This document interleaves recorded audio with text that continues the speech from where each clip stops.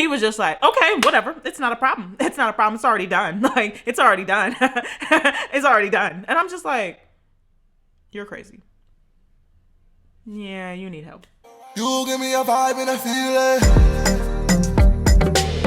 like one I won't never see again. This music, like I said, she won't heal it. Like one I won't never see again. We blow the smoke. Hello, my queens and kings. It's your girl Maroon Nikki back again, time and time again with another video.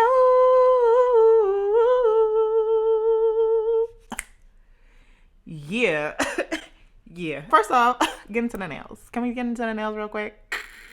Let's get into these bad boys. All right, let's get into this right here. Let's get into this. Okay, let's get past that. All right, y'all, so I'm back with another story time. You already know what it is. You already know what time it is. You already know what a vibe, all right? My little royals, y'all already know what I need y'all to do. Go ahead and like that video. Share it with your friends. Get comfortable. Do what you got to do because...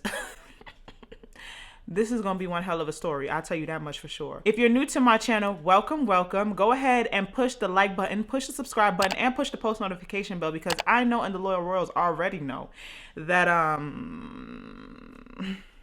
you'll love it here. You feel me? All right. Now, before I jump into the story time, I have to make an announcement. So can I get a drum roll, please?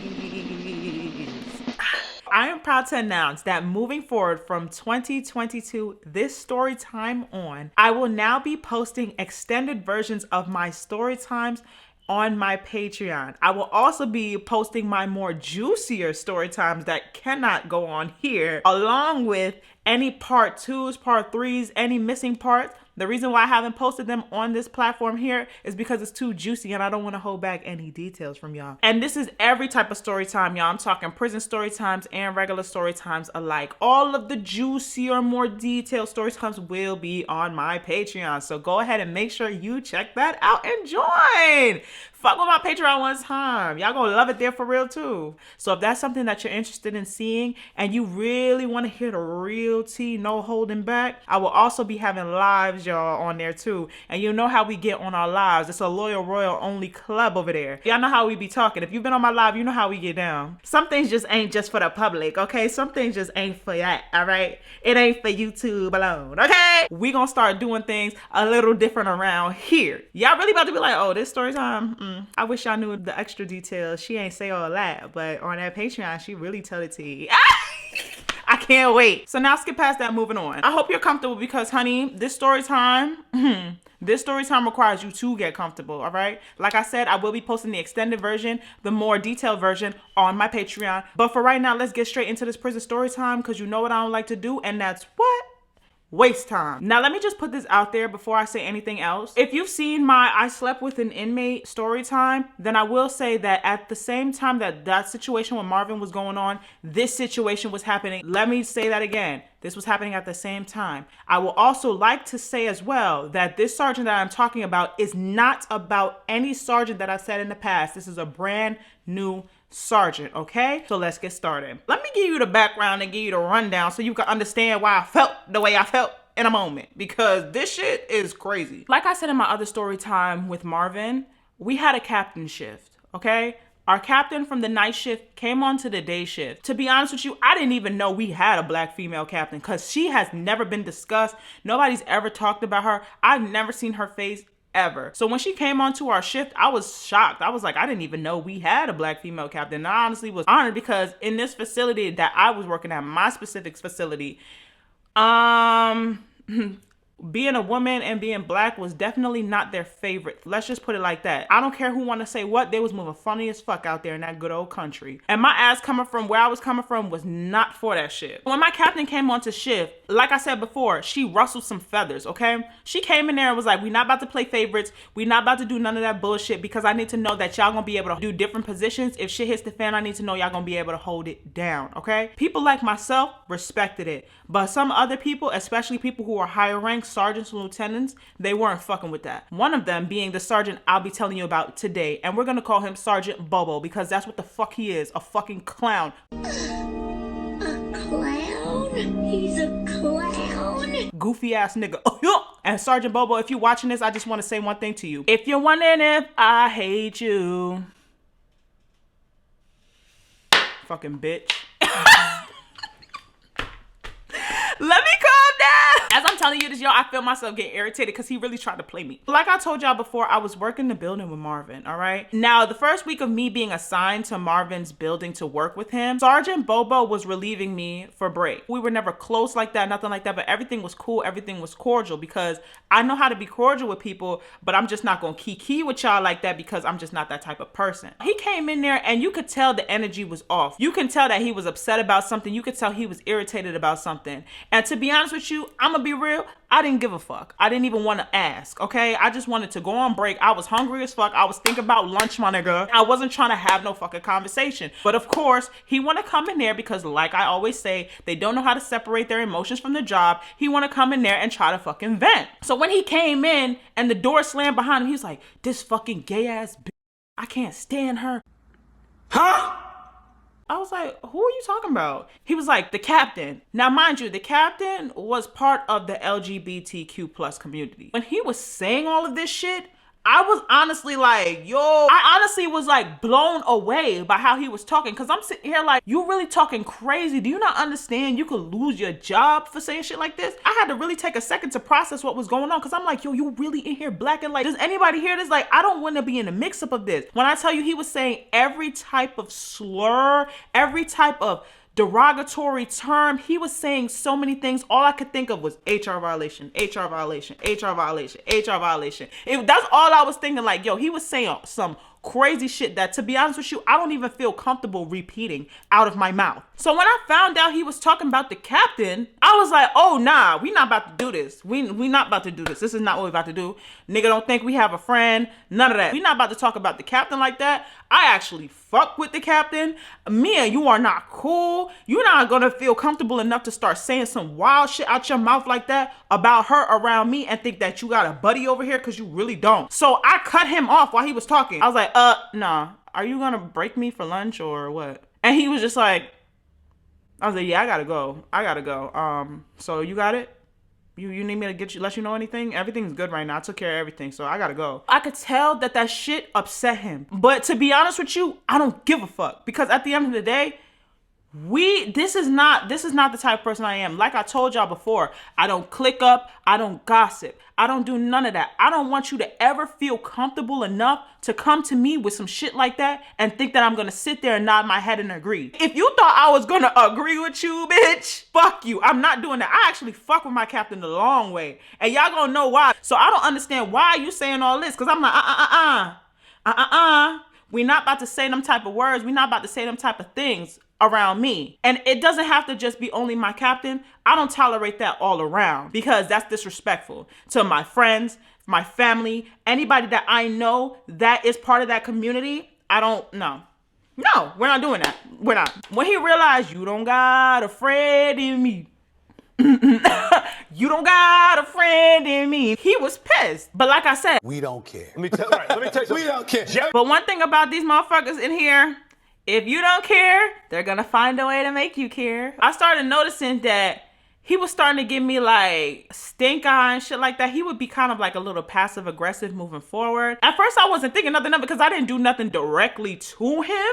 I just didn't want to hear that fuck shit that was coming out your mouth. And I would do that to anybody. Clearly, this man wasn't taking too well to the fact that I didn't want to kiki and powwow with him over him pretty much dragging down our captain and belittling her and speaking bad on her name, because I didn't want to join in and be like, yeah, you're so right. He felt a way. Like I said, I didn't give a fuck. Okay? So I don't understand how he still give a fuck. I don't get it. Like, y'all, if I don't want to be part of it, I don't want to be part of it. And I just honestly thought he was being a little moody, because, sometimes men just be in and out of moods, you know what I'm saying? And, work hasn't been a great experience for him because he actually has to do his job now. So Sergeant Bobo is having a tough time adjusting. That's what I thought. I was trying to give him the benefit of the doubt, because I know you not secretly beefing with me. Because I ain't do shit to you, pussy. I ain't do a damn thing to you. But you know what? But if I wire y'all, go get. Let me let you know that right the fuck now. Now, when he started started with this whole passive aggressive bullshit, that shit doesn't bother me because I feel like if you're not gonna say nothing to me, you're automatically pussy. If you can't address me, you're pussy. And you know that you can't address me because you're being mad emotional. You as a sergeant trying to talk shit about the captain to another officer is a crazy look. So there's nothing you really can talk to me about, but you know you dead wrong. But you mad because I don't want to be dead wrong with you. You know you dead wrong. Bitch, you're dead wrong. One day I went on break and I was coming back into the building and I wasn't able to get into the building on time because there was a lot of shit going on in the lobby. When you're coming into the prison, you have to be searched again. You have to strip down out of your boots and out of your belt and out of your jacket and have to go through the scanner just like everybody else all over again every time you exit the compound. At that current time, there were people in the lobby, volunteer workers and stuff like that who were already ahead of me, and there was nobody around to scan me in. Even though they're supposed to try to get me in ahead of them, there was nobody there that could take me. They were already busy. So I had to wait. Now, when shit like that happens, you're supposed to call the person who's relieving you for break or covering you for break and let them know that there's a holdup. If you want to be on the safe side, it's your best bet to call your captain and also let your captain know, but sometimes they be busy. Definitely let your sergeant know. And thankfully, my sergeant was the one that was relieving me. So when I called him and told him that I was going to be late, he was like, okay. I was like, this man is acting like a whole bitch. And I just don't know what it is, but I really need him to grip his nuts and remember he's a man because he's doing too much. And I just feel like I'm arguing with a female and I did something wrong to a female and we just been beefing ever since. That's what the fuck it feel like. And honestly, I'm not here to tickle your pussy, bitch. Get it together. Now, when I got back to the building and I was about to write down that I came back to the building in the logbook. The logbook is pretty much in every building. You're supposed to monitor all activity and all traffic on the radio, and you're supposed to write it down in this book. When something is super important, you're supposed to highlight that in the book for all the shifts to come. So all the shifts that come after you know that this specific event happened and that it is important for you to know. And if anything goes down, you need to be able to recall it and just pluck it out. So when I got back and he relieved me from my post and I looked into the logbook to write down that I was returning, I saw that he highlighted that I was late from lunch. You're not supposed to highlight that shit. That's when I started realizing that I think that he got a problem with me. But I didn't say nothing because I was like, okay, I don't see why he did that, but maybe he's just doing what he does. But you know what? I'm not going to pay him no mind because I got other shit going on. Like I told y'all, I'm still dealing with Marvin's ass. So I'm not even worried about Sergeant Bobo bitch ass, like at all. But I put it in my mind like, that's suspicious. That's weird. Don't get it twisted though. In the back of my mind, I knew that I needed to keep an eye on him and what the fuck was going on because this shit seems kind of fucking fishy, if you ask me. When he would come in again and keep being on that passive aggressive shit, still ignoring his punk ass, still moving past him, still looking past him like he don't matter because baby, you don't. And clearly that shit was upsetting his spirit and irritating his fucking soul and just bubbling his motherfucking guts because in his mind, he was just getting madder and madder. And I didn't realize it because I'm just so unbothered by this bitch. I'm so unbothered by the bullshit and I'm very bothered by Marvin, so I'm not worried about you. You feel me? Like a week goes by or so, and once again, I can't get in on time because I'm coming back from lunch. Like I said, in the back of my mind, I realized that I kind of need to keep an eye on him, so I took an extra measure to not only call him and let him know I was going to be late from lunch, but I definitely had master control. Now, master control is the person that oversees everything in the prison. They have access to everything. They are one of the most important roles, if not the sole important role of how to run the prison. They control everything. Master Control was right there in the booth beside me. I told Master Control to call Sergeant Bobo and let Sergeant Bobo know that I'm going to be running late because of what you see happening right in front of you. And they were like, yeah, no problem. They didn't know that I was trying to double cross my T's, bitch, and double dot my I's. Because in this field of work, if nobody's able to back you up, then you're fucked. Because I'm not going to be in no situation where I'm doing he said, she said. We're not doing that. And y'all already seen what the fuck happened with motherfucking Sergeant Biggie. So I'm not going to put myself in a situation like that again. That's where I'm at with that. So when I got into the building and I went back into the booth again, in the logbook, he has me highlighted as being late from lunch again. Now I'm like, all right. This is not coincidence. This is not coincidence at all. You are trying to do something and really, truthfully, you're building a file. Common sense, okay? Common sense says this man is trying to be able to locate every single time you come back from lunch late so he can build something against you. He's plotting on you, bitch. And I realized it right then and there. And I was like, all right, I see what the fuck is going on, but I'm not going to say shit to him because once again, it's nothing for me to say because I know what the fuck I did. And I know that I have people to corroborate this story. So you can highlight whatever you want. That's even better for me because I know exactly around the time frame when they need to run the cameras back so everyone can see why I didn't get through fast enough. I'm so glad you did that. Thank you, Sergeant Bobo, with your clown ass. One thing about this place, y'all, you cannot allow people's movements to fuck up your emotions. You have to think clear. You have to think smart. The emotional side of me would have been annoyed by this. The emotional side of me would have reacted without thinking. The person that I am when I'm at work, I'm very calm, collected, and I try to think from a leveled head, all right? When I seen that he did that, all I was like is, okay, I'm glad that you highlighted that because I know exactly when to tell the captain or the warden or whoever I need to tell HR around the time frame when they should run the cameras back so they can see for themselves what I was doing. And that's how I carried it. So he thinks that he's getting me, but I know what the fuck I be doing. And in all reality, you're actually helping me because when you start accusing me of shit and when you try to potentially report me in the future, which I see that's what you're doing, I actually know how to counteract that, all because you highlighted that shit in the logbook. So thank you, Bobo the clown. You are a fucking idiot. So time goes by. He still keeps coming into the building, still trying to give me dirty looks, still trying to be on my heels. But y'all, I could feel that something was brewing in the air. And I can tell that the energy is off, but I don't know what's going on because I'm on my P's and Q's now. I'm making sure I come in extra early. So even if I am being held up by anyone in the front, I'll still be on time, which was cutting my break short. But I just wanted to make sure that I didn't have no fucking problems because I already have to deal with the shit that was going on with Marvin. He had nothing to highlight. He had nothing to write down. He had nothing to observe. And I could tell that shit was fucking him up. I could tell that shit was irritating his spirit. And he was just thinking like, damn, what can I do to fuck this bitch up next? I felt like I was in Game of fucking Thrones, like, bitch, winter is coming, honey. Because this fucking ugly ass, white walking looking bitch walk around with this Bible thinking that he's just all holy and all righteous, but he want to judge everybody. And really, truthfully, he's a damn devil his fucking self. He needs to Psalm 91 his fucking self. Here's where this shit gets crazy. I remember the date because I still have the write-up in my phone because you know your girl don't get rid of receipts. On November 23rd of 2019, y'all, we were in formation.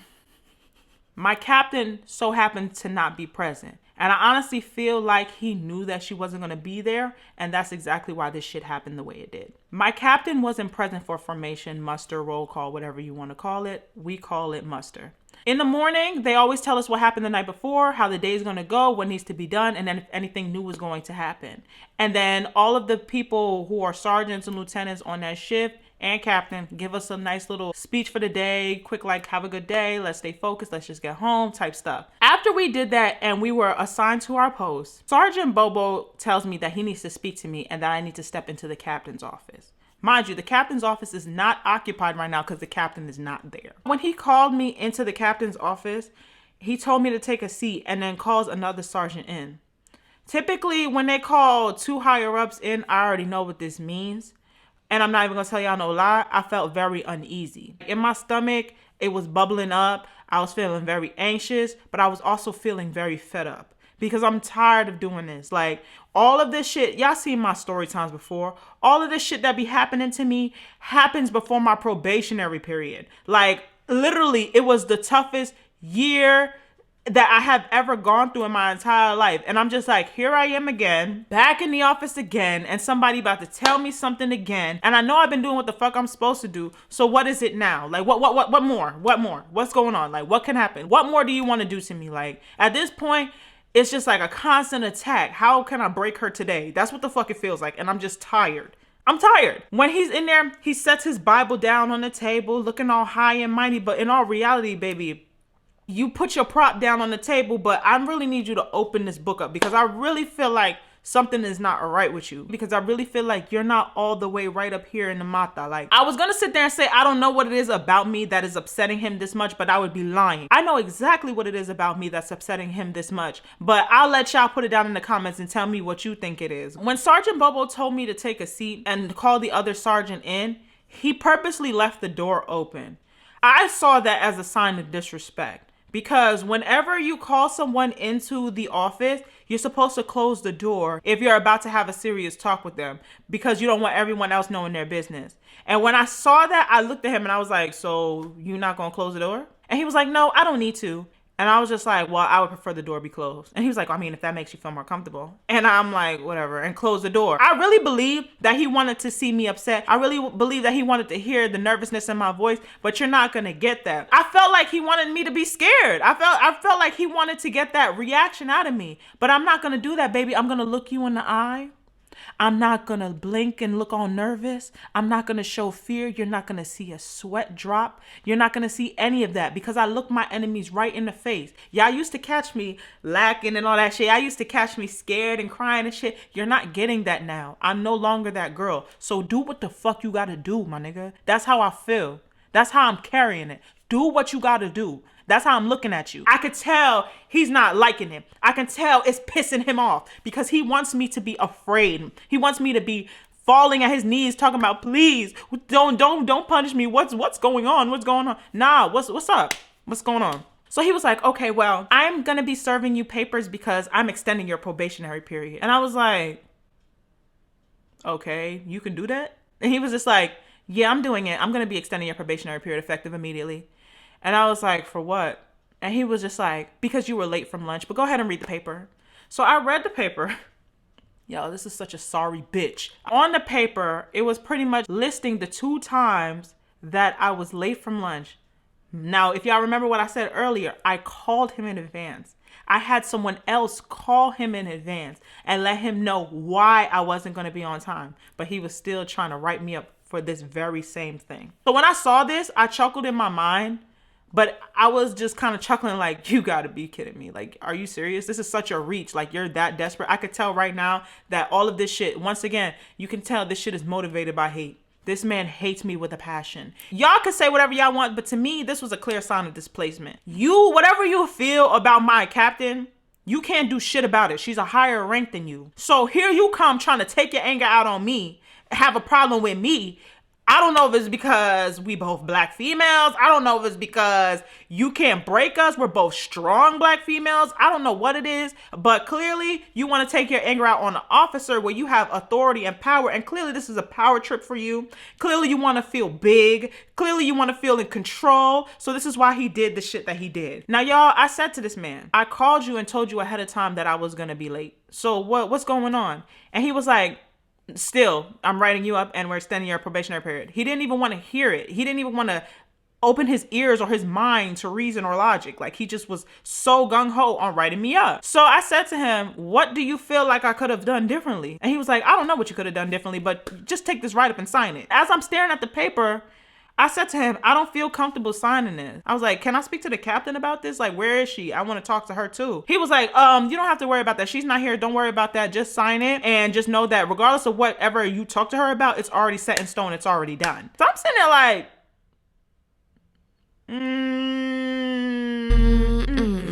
something don't feel right about this right here. Something sat there and told me, do not sign that paperwork. And I followed that exact voice. I looked him square in the eye and said, I'm sorry, I can't sign this, sir. And he was like, what do you mean you can't sign? I said, I'm not signing it. I want to speak to the captain first. He was like, it doesn't matter if you speak to the captain. It's already done.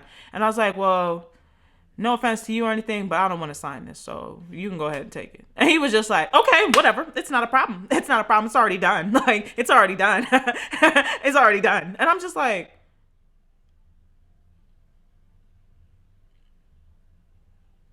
you're crazy. Yeah, you need help. At this point, my facility needed to start doing psychological exams because these motherfuckers were not well. Screws is loose and missing. Like, what's going on? Are you okay? Are you all right? Do you need to speak to somebody? Like, you're really struggling right now. You showing me that you got legit problems. Like, what the fuck? So he takes the paper bag. I was like, am I all set? Can I leave now? And he was like, yeah, you can go ahead. You can go ahead, but it's done. I'm not even gonna tell y'all no lie. The whole time that shit was going on, the sergeant that he called into the room, she was mad lost. Like, she didn't even know what was going on. Like, he dead blindsided her. So I could tell from the look on her face that she didn't even know about this shit. I'm like, here we go. I need to talk to my captain again because once again, I'm being served paperwork and I feel like I was being served paperwork unfairly because I didn't do anything wrong. I took every preventative measure. I made the call before my lunch was over and let you know, and you still writing me up? Like, what the fuck? Like I said, my captain wasn't there. So I waited and I waited and I waited. When I finally heard her on the radio, I started hunting her down. I was calling everywhere like, have you seen the captain? Have you seen the captain? Have you seen the captain? And they was like, oh yeah, she over here. When I finally was able to pinpoint her location, I called her. I was like, Captain, I need to talk to you. And she was like, what's wrong? And I was like, nah, I need to talk to you right away. Like, there's something going on. She was like, well, I'm gonna be free in a couple minutes. Call me back. When I called her, I told her everything that happened. And she was like, how is he serving you paperwork when I didn't sign off on the write-up? This is the first time I'm hearing about this write-up. This happened this morning? I'm like, yes. She's like, I don't know anything about this. She was like, you can't administer a write-up without HR knowing, me being involved. And she was like, that write-up that he gave you is no good because I didn't agree to that. Why would we extend your probationary period? There's no reason for us to do that. So I said, okay, say less. I know what to do with him. When I went to write up Marvin, I wrote up Sergeant Bobo too at the same time. I will post a screenshot beside me somewhere and y'all can read it for yourselves, but I pretty much just repeated everything I said to you in the write-up. When I submitted this paperwork, HR and the warden got involved, just like they did with Marvin. It was like 2 meetings back to back in the same damn day, okay? And he called me down to go to this meeting with Sergeant Bobo, and he was like, welcome back. And I was like, thank you. So once again, we start reading the write-up. He looks over at Sergeant Bobo and says, explain to me your side, what happened? He was like, well, Warden, she's had 2 accounts of tardiness and we're extending her probationary period because of all of these accounts and things like that. And, I've just been having problems with her as an officer. So her probationary period was extended. He was like, do you have the paperwork? And he was like, yes, Warden. And he tells him to go get the paperwork. He comes back with the paperwork. The warden's reading the paperwork and he's just like, you served her this paperwork? He was like, yes, Warden. And you could tell he's mad nervous. Like, I'm just looking at him and I'm just like, because I've had enough. Like, I'm just over it at this point. I'm not even excited. I'm not even happy. I'm just over it. Like, handle him, because this is a wild animal you got running loose in these streets. Like, take care of this. And he was like, so, Sergeant Bobo, explain to me how you're serving paperwork and I don't see the watch commander meaning the captain. He's like, the watch commander didn't sign off about this. He's like, HR, did you know about this? HR was looking like, no, Warden, I didn't know about this.